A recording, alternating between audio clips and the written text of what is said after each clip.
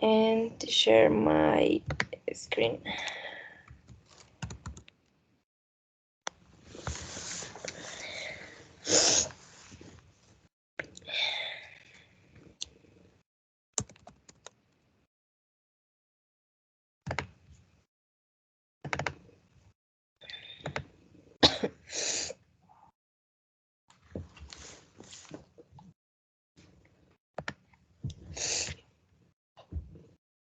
Okay.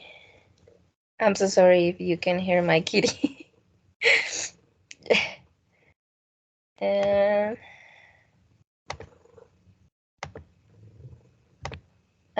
can you see my screen? Yes, teacher. Okay. So yeah, the topic for today is why we all need to practice emotional first aid. So I don't know if the teacher Liliana sent you this video, but we have to watch the video again to answer this question. It's a little bit long, but yeah, it's necessary to watch the video again, okay? So please let me know if you can see the screen and if you can hear the audio.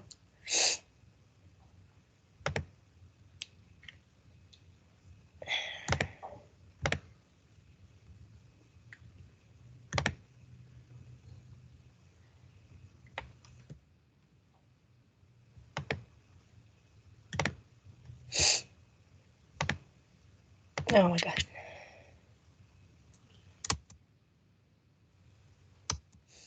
Alright guys, 1 second.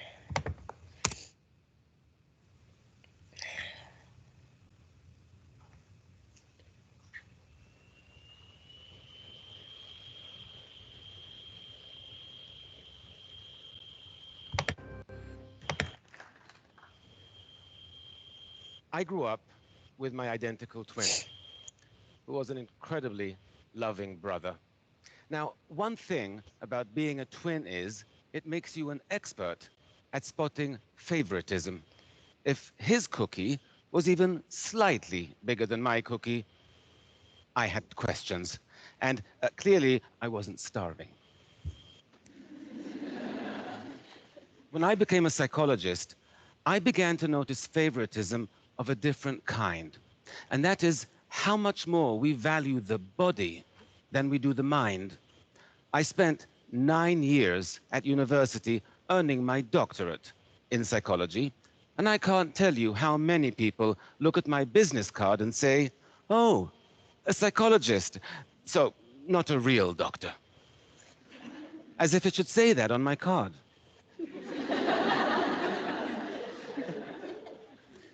This favoritism we show the body over the mind. I see it everywhere.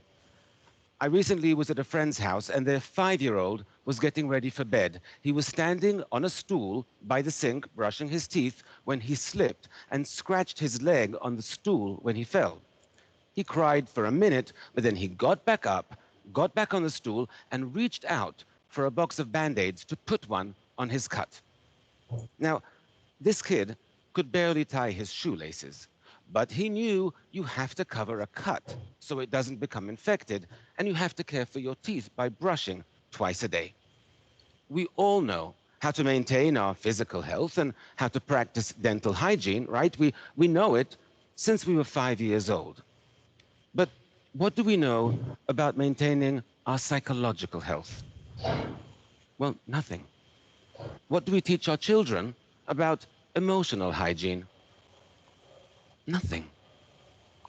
How is it we spend more time taking care of our teeth than we do our minds? Why is it our physical health is so much more important to us than our psychological health? You know, we sustain psychological injuries even more often than we do physical ones, injuries like failure or rejection or loneliness. And they can also get worse if we ignore them, and they can impact our lives in dramatic ways. And yet, even though there are scientifically proven techniques we could use to treat these kinds of psychological injuries, we don't. It doesn't even occur to us that we should. Oh, you're feeling depressed. Just shake it off. It's all in your head. Can you imagine saying that to somebody with a broken leg? Oh, just walk it off. It's all in your leg. It is time we close the gap between our physical and our psychological health. It's time we made them more equal, more like twins. Speaking of which, my brother is also a psychologist, so he's not a real doctor either. We didn't study together, though. In fact, the hardest thing I've ever done in my life is move across the Atlantic to New York City to get my doctorate in psychology. We were apart then for the first time in our lives, and the separation was brutal for both of us. But while he remained among family and friends, I was alone in a new country. We missed each other terribly, but international phone calls were really expensive then, and we could only afford to speak for 5 minutes a week. When our birthday rolled around, it was the first we wouldn't be spending together. We decided to splurge, and that week we would talk for 10 minutes. I spent the morning pacing around my room, waiting for him to call, and waiting, and waiting. But the phone didn't ring. Given the time difference, I assumed, okay, he's out with friends, he'll call later. There were no cell phones then. But he didn't. And I began to realize that after being away for over 10 months, he no longer missed me the way I missed him. I knew he would call in the morning, but that night was one of the saddest and longest nights of my life. I woke up the next morning. I glanced down at the phone, and I realized I had kicked it off the hook when pacing the day before. I stumbled out of bed, I put the phone back on the receiver, and it rang a second later. And it was my brother. And boy, was he pissed. It was the saddest and longest night of his life as well. Now, I tried to explain what happened, but he said, I don't understand. If you saw I wasn't calling you, why didn't you just pick up the phone and call me? He was right. Why didn't I call him? I didn't have an answer then. But I do today, and it's a simple one. Loneliness. Loneliness creates a deep psychological wound, one that distorts our perceptions and scrambles our thinking. It makes us believe that those around us care much less than they actually do. It makes us really afraid to reach out because why set yourself up for rejection and heartache when your heart is already aching more than you can stand? I was in the grips of real loneliness back then, but I was surrounded by people all day, so it never occurred to me. But loneliness is defined purely subjectively. It depends solely on whether you feel emotionally or socially disconnected from those around you, and I did. There is a lot of research on loneliness, and all of it is horrifying. Loneliness won't just make you miserable, it will kill you. I'm not kidding. Chronic loneliness increases your likelihood of an early death by 14%. 14%. Loneliness causes high blood pressure, high cholesterol. It even suppresses the functioning of your immune system, making you vulnerable to all kinds of illnesses and diseases. In fact, scientists have concluded that taken together, chronic loneliness poses as significant a risk for your long-term health and longevity as cigarette smoking. Now, cigarette packs come with warnings saying this could kill you, but loneliness doesn't. And that's why it's so important we prioritize our psychological health, that we practice emotional hygiene. Because you can't treat a psychological wound if you don't even know you're injured. Loneliness isn't the only psychological wound that distorts our perceptions and misleads us. Failure does that as well. I once visited a daycare center where I saw 3 toddlers play with identical plastic toys. You had to slide the red button and a cute doggy would pop out. One little girl tried pulling the purple button, then pushing it, and then she just sat back and looked at the box with her lower lip trembling. The little boy next to her watched this happen, then turned to his box and burst into tears without even touching it. Meanwhile, another little girl tried everything she could think of until she slid the red button, the cute doggy popped out, and she squealed with delight. So, three toddlers with identical plastic toys, but with very different reactions to failure. The first two toddlers were perfectly capable of sliding a red button. The only thing that prevented them from succeeding was their mind, tricked them into believing they could not. Now, adults get tricked this way as well all the time. In fact, we all have a default set of feelings and beliefs that gets triggered whenever we encounter frustrations and setbacks. Are you aware of how your mind reacts to failure? You need to be. Because if your mind tries to convince you you're incapable of something and you believe it, then like those two toddlers, you'll begin to feel helpless and you'll stop trying too soon or you won't even try at all. And then you'll be even more convinced you can't succeed. You see, that's why so many people function below their actual potential. Because somewhere along the way, sometimes a single failure convinced them that they couldn't succeed and they believed it. Once we become convinced of something, it's very difficult to change our mind. I learned that lesson the hard way when I was a teenager with my brother. We were driving with friends down a dark road at night when a police car stopped us. There had been a robbery in the area and they were looking for suspects. The officer approached the car and he shined his flashlight on the driver, then on my brother in the front seat, and then on me, and his eyes opened wide and he said, "Where have I seen your face before?" And I said, "In the front seat." But that made no sense to him whatsoever, so now he thought I was on drugs. So he drags me out of the car, he searches me, he marches me over to the police car, and only when he verified I don't have a police record could I show him I had a twin in the front seat. But even as we were driving away, you could see by the look on his face, he was convinced that I was getting away with something.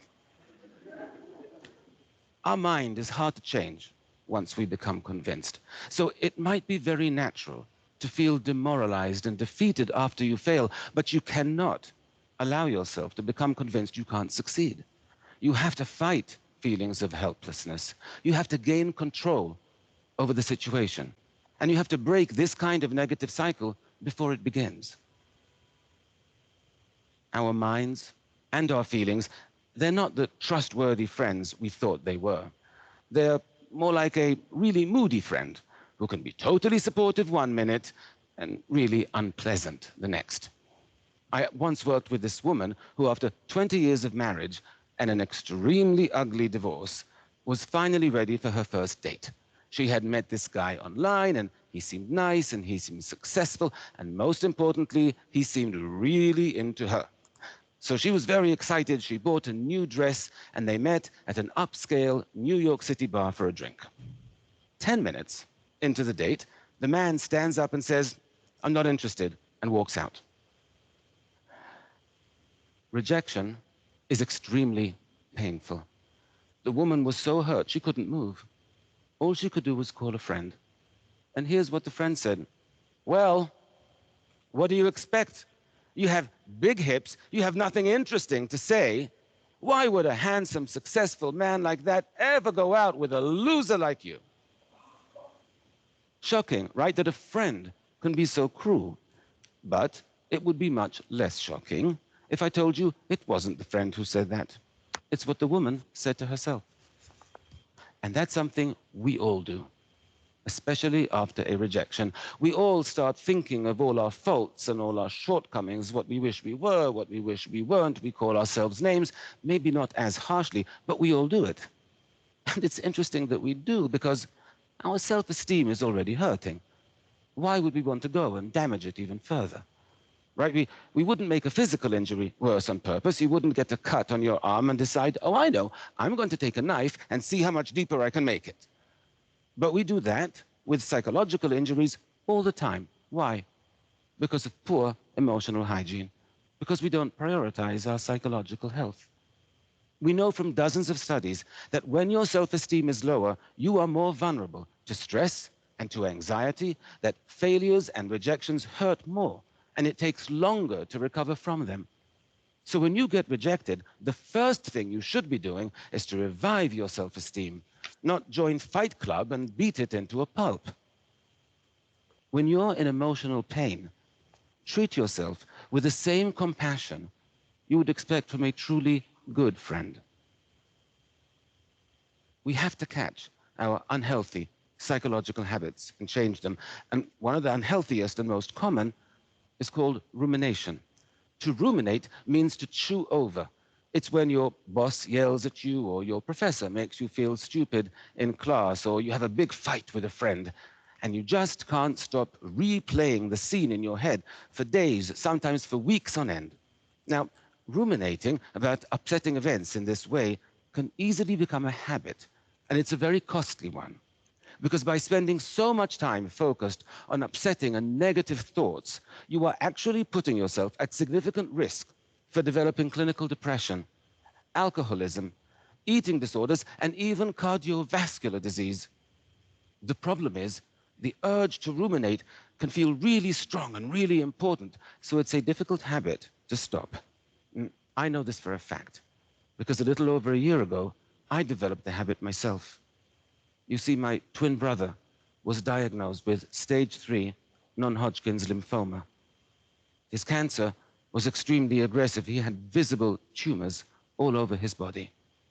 And he had to start a harsh course of chemotherapy. And I couldn't stop thinking about what he was going through. I couldn't stop thinking about how much he was suffering, even though he never complained, not once. He had this incredibly positive attitude. His psychological health was amazing. I was physically healthy, but psychologically, I was a mess. But I knew what to do. Studies tell us that even a 2-minute distraction is sufficient to break the urge to ruminate in that moment.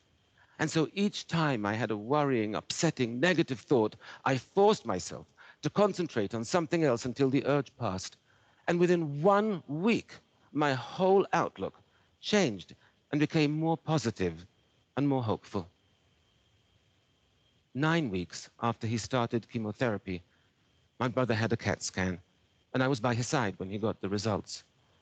All the tumors were gone. He still had 3 more rounds of chemotherapy to go, but we knew he would recover. This picture was taken 2 weeks ago. By taking action when you're lonely, by changing your responses to failure, by protecting your self-esteem, by battling negative thinking, you won't just heal your psychological wounds. You will build emotional resilience. You will thrive. 100 years ago, people began practicing personal hygiene, and life expectancy rates rose by over 50% in just a matter of decades. I believe our quality of life could rise just as dramatically if we all began practicing emotional hygiene. Can you imagine what the world would be like if everyone was psychologically healthier?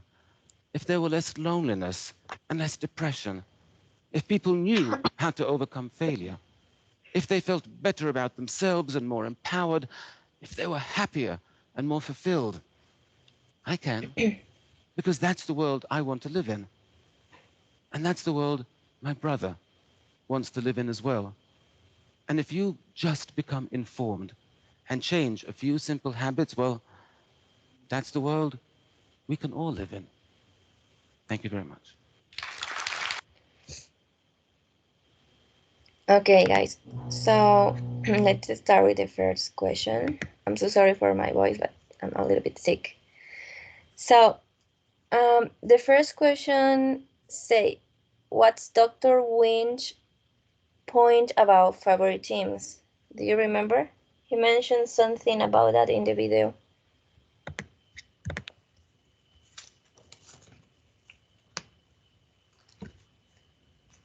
Do you remember what he say about it? Yeah. The doctor said at the beginning that he see favoritism over and the body over the mental I don't remember Health. the mental health, Yeah, that we care more about how we are physical than in our mental emotions maybe. yeah. What else, Robert?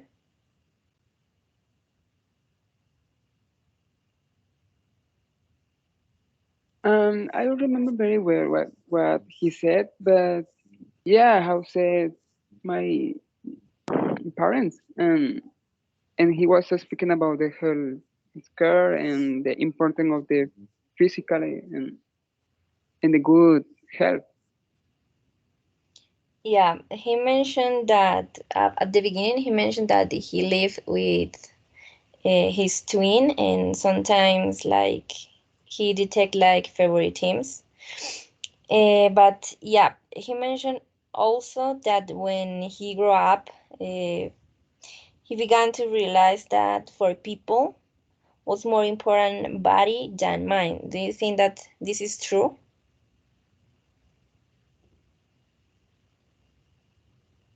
Do you think that for people is more important the body than the mind or than the mental health?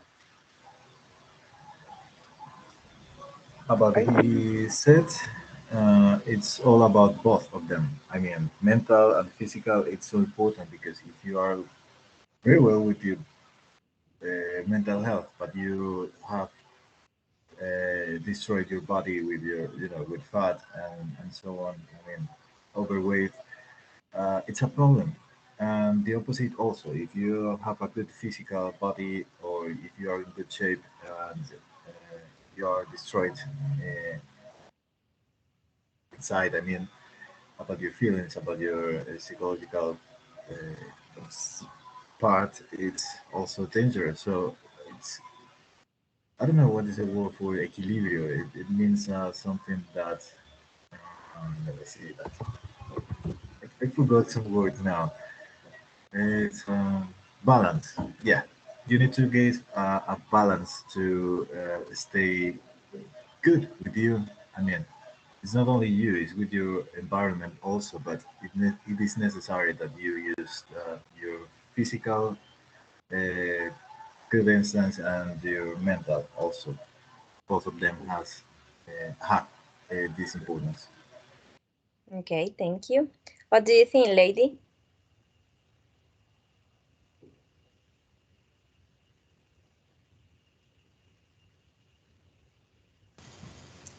Sorry, miss, I didn't hear because maybe the connection is wrong because I didn't hear what he said. Oh, so we are talking about, well, it's a question. I mean, do you think that it's more important the body than the mind or the mental health? Of course not, because if the body is bad, it is more easily we can fix them maybe, but in the mental it is very hard to be okay or to be emotional stable maybe. We have to go to a therapist, to a psychologist, and obviously it could be more hard be okay in different contexts, in different situations. So if we don't care about the mental health, um, with the pass of the time, could be bad because we will not be in our um, completely well. That will be seen in the future. Okay, thank you. Robert?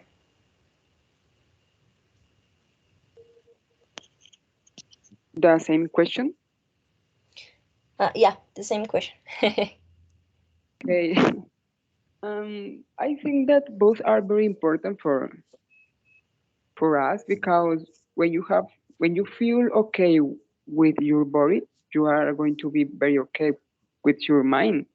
But it's important to be balanced with your body and with your mental health care. Sorry, with your mind. It's very important, the the body and the mind. Okay, thank you. And guys, talking about this point about favorite teams, I would like to ask a question. Maybe have you ever lived like favorite teams in your house or in your family?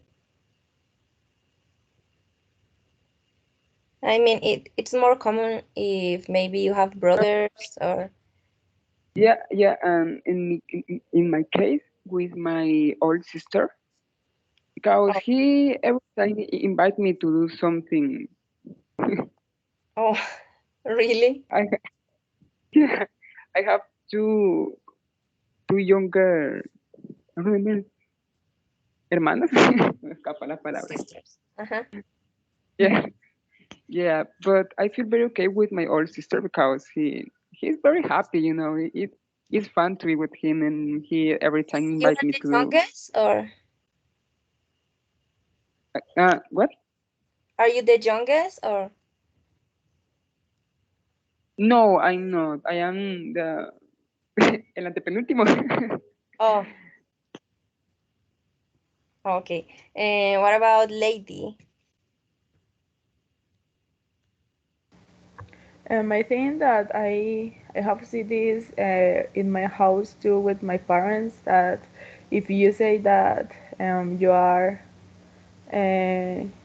are depression, you have depression, or you are sad, they say like in my case they say that you that is because you are not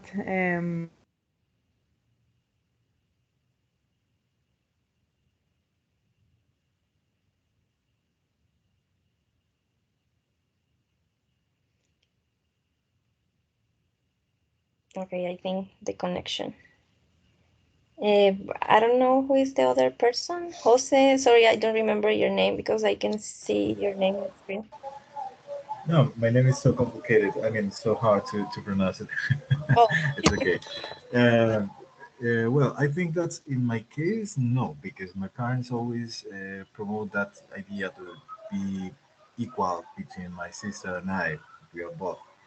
We are two, sorry, my sister and I, and always they try to give us the same things in the period of our childhood or teens. And well, it's something that it taught us taught us about the value of things and so on. So it makes us stronger because that, I mean, it's so important to teach children share some things and be equal between them. Sometimes, for example, if my sister received something first, I knew that then or later I will to receive the same. I will receive the same, or I mean, not the same. My things, my stuff, and it was a good lesson for us. And about favoritism is not about my sister or I. So it's a good thing that my parents taught us about this. But about mental health, I think that it was the punto débil. I don't know how to say that. It's weak point. Okay, it was the weak point about the mental health because they never knew how to manage that part, and then we must. I mean, my sister and I must do must learn how to manage that part on our own. So it was a little bit hard at the beginning because, for example, in our 20s, I'm 28 nowadays, but during the earliest 20s, it was difficult to manage that situation. But nowadays, it's a good experience that we had in that moment, and it's different. I mean, I now uh, care my body and my mental health. So it was something important. For that reason, that in the first question I said it's so important care about or take care about both of them, the body and the mental part. So, you mentioned something about that your sister, that for her was like more easier, that aspect about mental health. So, do you think that maybe so yeah, do you consider that you are like weaker mentally or something like that? Well, I think that in our society is something. I mean, it sounds weird, but uh, in general, men Robert know about what I mean. And, what I mean, men needs to men need to be stronger just because. I mean, we Oh, never receive gifts, we never received compliments, we never receive anything. Yeah, but in my case, in our case, I mean, between my sister and I am stronger than her in that part. I mean, I'm so rational and try to find the answers to the things and why happened something. And I consider that it is something that helps me to be stronger in that part. But also, I mean, she has some things that are um, different to my point of view. And I mean, we are together. We are like a complement. I mean, it's something weird to explain, but I mean, my family, for example, in the case my family doesn't exist because, for example, we are four. We were four in that moment. My father, my mother, my sister, and I. Only four. And then my father passed away 9 years ago, and now we are three. Now, currently, I mean, this week my mother gets sick or got sick, and she's in the hospital now. So we are stronger in this moment because the situation required this point of straight is the word fortaleza. Um, I mean, we are stronger in that part, in the mental part. I try, or we are trying to fix the body part because it's so important. I mean, the health, it's something that you cannot repair just because it's something that people say that no, you can do exercise if you are fat, but no, when you have, for example, diabetes or blood pressure. I think high blood, blood pressure is like a hypertension. I forgot how to say that. You cannot fix that one because you are destroying your body inside. I mean, your organs are being destroyed. So, in summarize, we are together, my sister and I. We are stronger at the same oh, level, but because that I mean we are a kind of complement. If I'm, for example, depressed, but it's not the word. If I'm in a bad mood, for example, even if I'm not in the mood, my sister can help me with that situation and try to I don't know how to say that to fix or improve my feelings in that moment, and then when it switch, I do the same for her. So it's I don't know if it answers the question. oh, I'm so sorry. I didn't know about your situation. But also, I would like to ask you about all those things that you say. Um, so I don't know how to ask this. So yeah, are you trying to be like a support for your sister in this moment? But what about you? So about your mental health, because yeah, you are the man and you are trying to be a support for her and in general for your family. But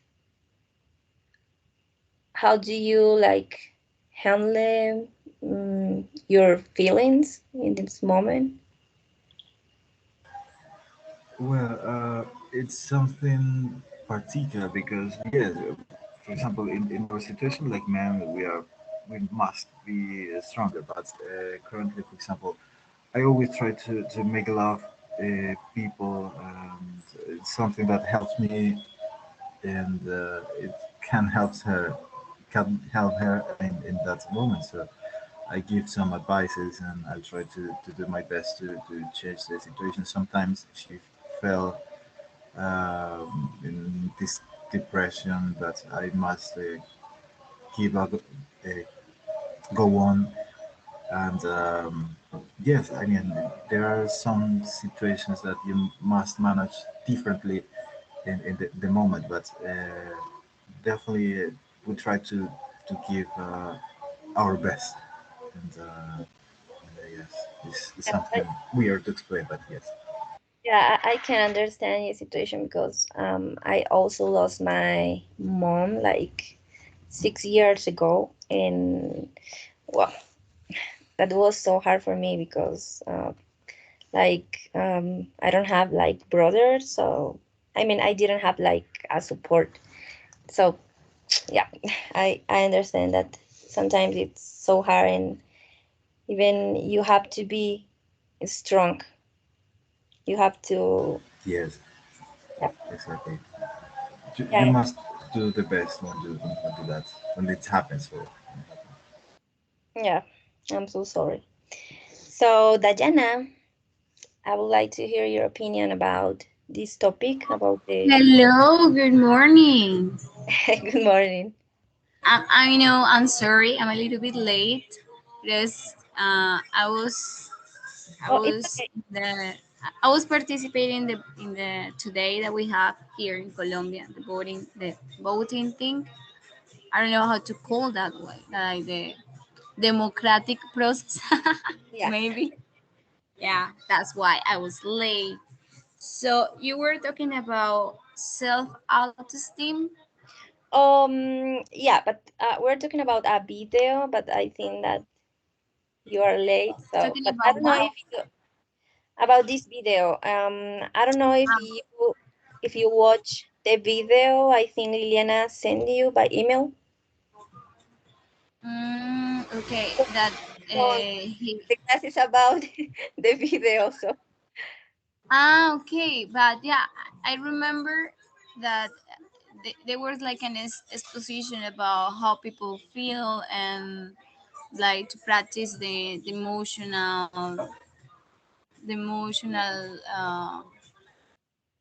like items. Like how do you feel?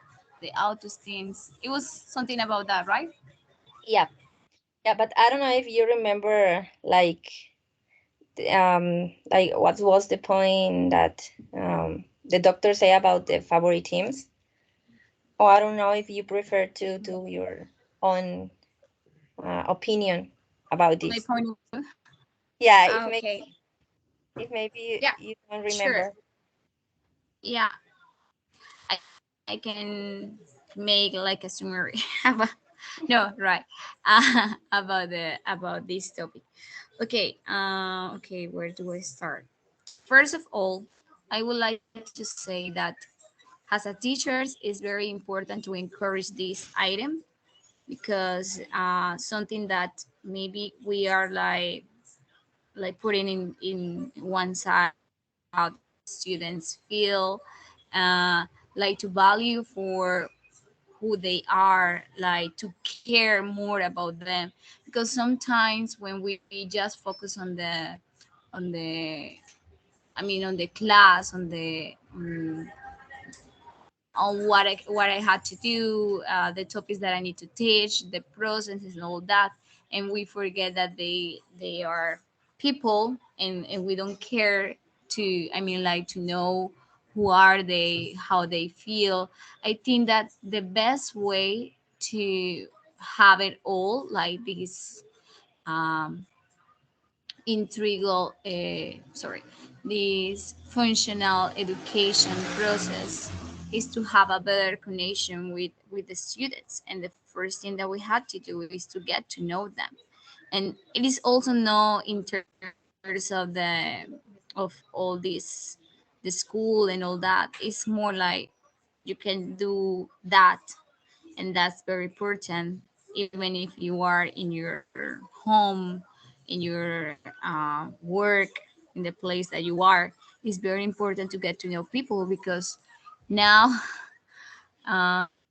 nowadays we feel like we don't know the person that we are. We are surrounded by people, but we feel alone. We cannot like get to know others, and I think that that's very important, because it's going to keep us, I mean, like, being real, and that's something that we have to keep in mind, that everybody is passing for.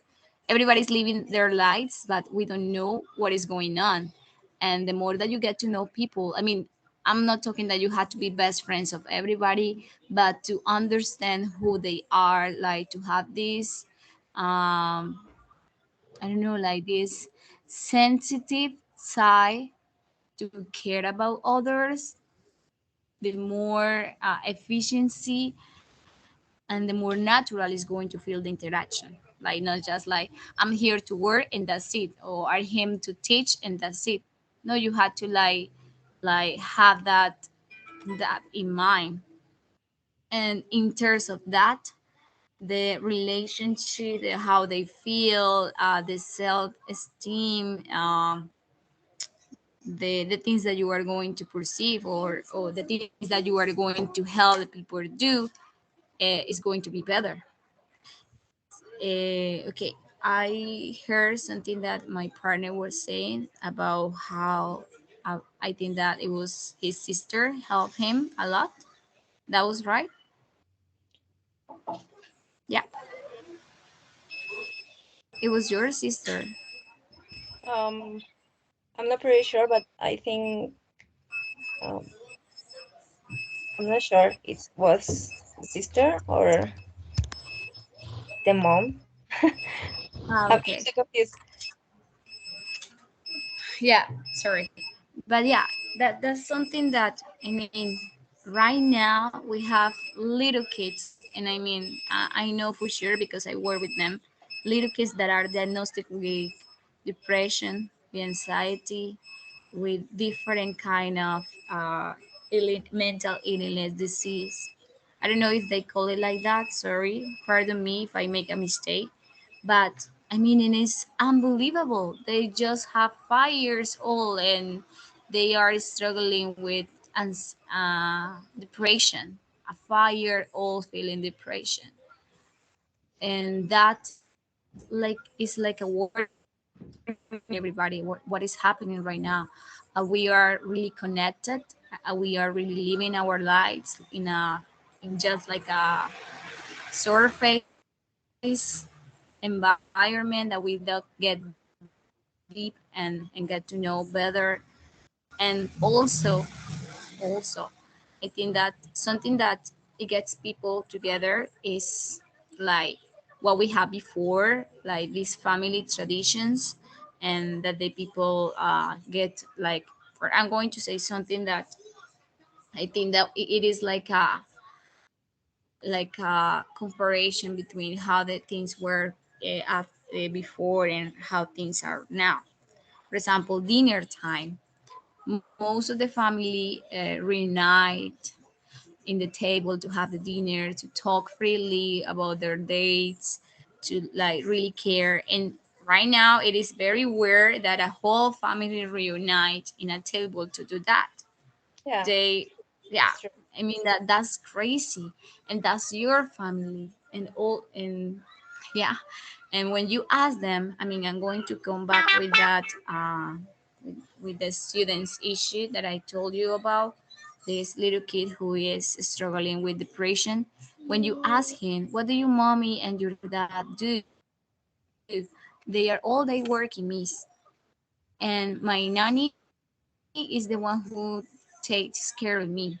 When do you see your mom and your daddy? At night, but I'm sleepy. I mean, Yeah, that's so sad. yeah. I know that it's important to maybe, I don't know, I know that it's important to like work and to give all the things that maybe you wanted in your childhood, but we are like, yeah, we are like giving all that, but what is the most important thing? Is it being there, really there for them, or like giving all and that's it? Yeah. And I mean, they are missing this beautiful part of their children's childhood. He is growing up, and the only thing that is in his mind is my mom and my dad are not there for me. So that's why I feel like that. And all the things that, I mean, it is very sad. As a teacher, like seeing that and hear that, I mean, kids have like a unique way of express themselves. They just not tell everything. Yeah, they show through pictures, through the stories they make, the way that they play. And when you really look at that, it's very sad. It's very, very sad. Yeah, And I think that, you are mentioning hmm, something about like the educational field. So what about yeah, like those teachers that, for example, has favorite teams with the students? What about that, for example? yeah. That's, I mean, I think that you need to have like an integrity as a teacher. I mean, you cannot have one favorite student or one student has a star of the center of your class. I think that if we are very mature or we are very responsible, because that's a responsibility as a teacher to select one student according to their personality or their abilities, and then I'm going to say, that's my favorite one because I know that he gets it all. You are Like, failing as a teacher.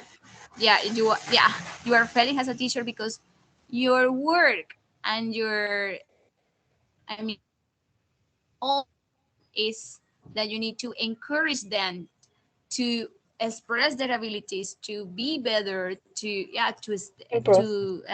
be there, yeah, in the whole process. But if you select one of them because that's the one who gets it quickly and easily, you are failing as a teacher. So and there are some strategies or some teaching practices that we had to forget, because for example, the golden starts and that, okay, I think that could work, but I mean that you have to be very careful the way that you're using that, like giving the golden stars for students, because the one who never gets like the star, or even though that you are judging him the whole time, because I'm not going to give you 5 stars because you talk too much. I'm not going to give you 5 stars because you are walking around the classroom. I mean, like, we are building a society that they had to behave like robots. Yeah, sure, we have our rules that they had to follow. It is not like a like a jungle in the classroom, but you are judging them, like saying, you are not doing better. No, no. Yeah, I Yeah, think the big students are going to be responsibility of all teacher. depression. So Yeah, yeah, it's not good for them. So we had to, like teachers, we had to be very, I mean, like very careful with those practice.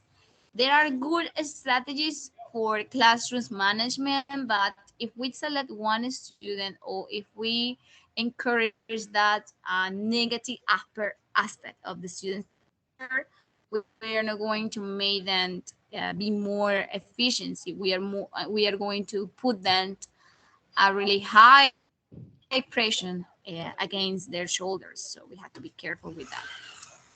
yeah. Okay, thank you, Diana. So let's come back to the question, the main topic about this class. So yeah, let me ask this question for maybe for Robert. So Robert, do you believe that self-esteem plays a very important role in the way we handle our emotions? I think Yes, teacher. The self-esteem is super important for feel good. I think it motivates us to move forward with our dreams and our goals. So yes, I think it is very important for us. Okay, guys, and do you think that, for example, when your self-esteem is lower, you are more maybe vulnerable to suffer, like, for example, anxiety or something like that?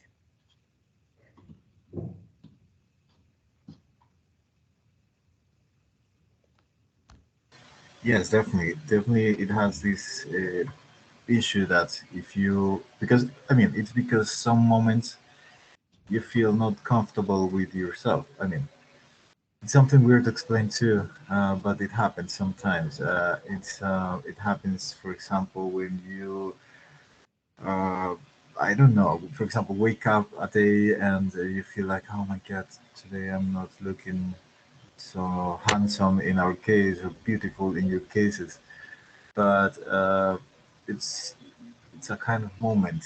I mean, it it's different. I mean, it's different the situation when you feel not comfortable with your own with yourself, but self-esteem that is suffered a continuing attack by their own. It's so complicated to develop again. I mean, to fix again.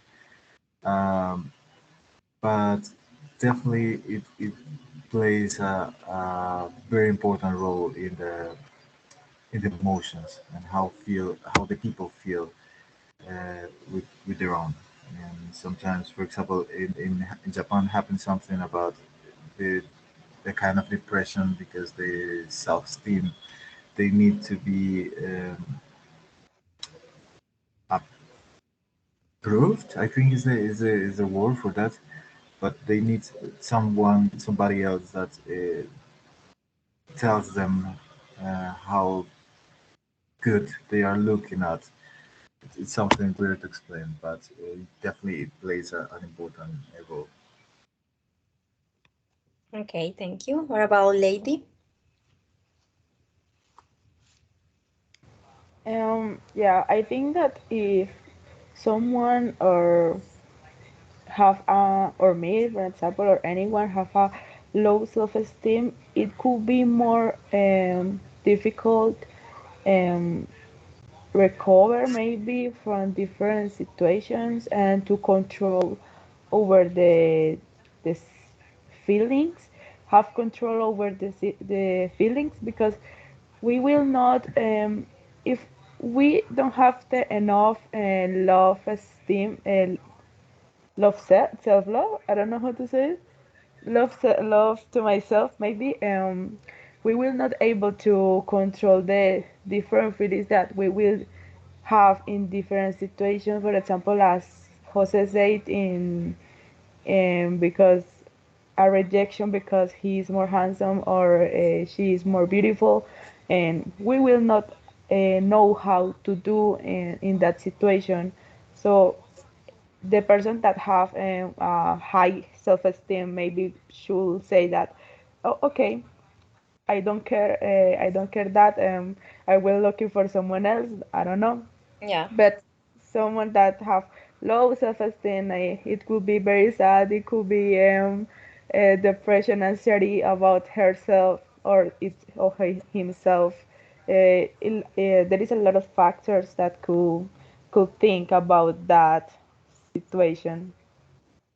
Yeah, and do you think that, for example, someone who has like a low self-esteem thinks like the war is against him or something like that?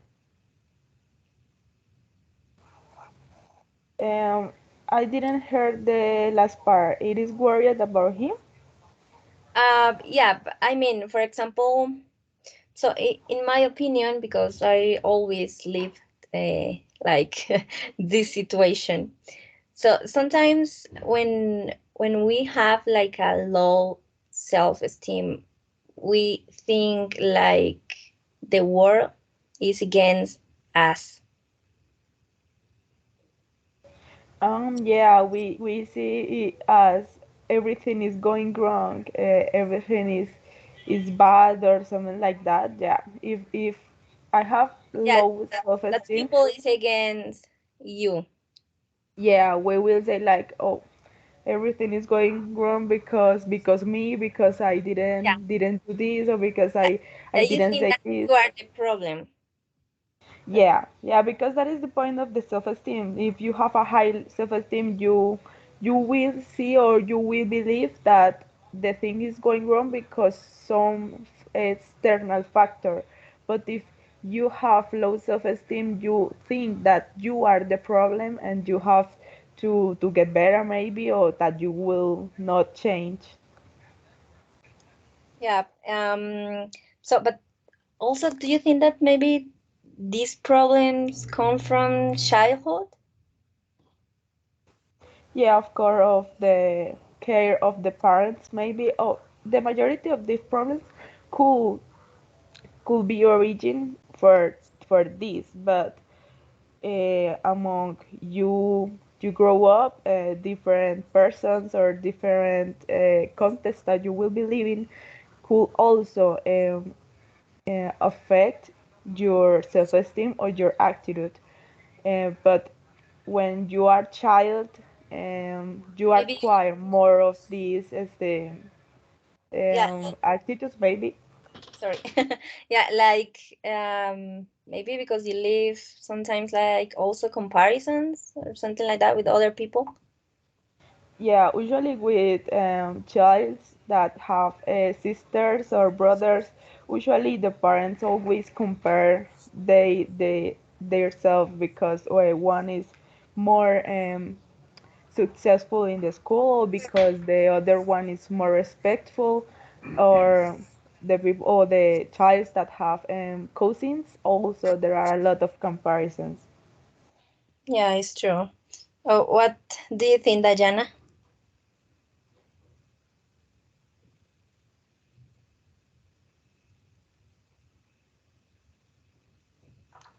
Or okay. Sorry, do you say something? Yeah. What do you think about Lady Said? Well, I think that that's very important, and I mean it gets like the whole point, like what we are saying. The more that we care about, and the more that we sit like we are doing right now and discuss this topic, is going to be better. And like, and sadly, there is like a big part of the teachers' process. I mean, like the studies that we do when we can focus on that part. And I think that's like a very important thing to do. Maybe, for example, right now that we're all studying to get our degree, like we have like this a specific area when we can discuss about that, and we had to make like different proposals because we are the ones who are there, like we are the ones who are living the situation, and who would be better to talk about that, we as the viewers of all this. So I think that's Okay. Thank you so right. much. So, guys, I think it's all for today. I don't know if you want to share another opinion before to Yeah, finish the class. teacher, I have like this question. Okay, so I was wondering, for example, last task that we have, that it was task two, it was about participation, right? That we had to participate in all the different web conference that we have. Is that right? Yeah. Uh, I don't understand your question. Please, let I me stop mean, the recording and yeah.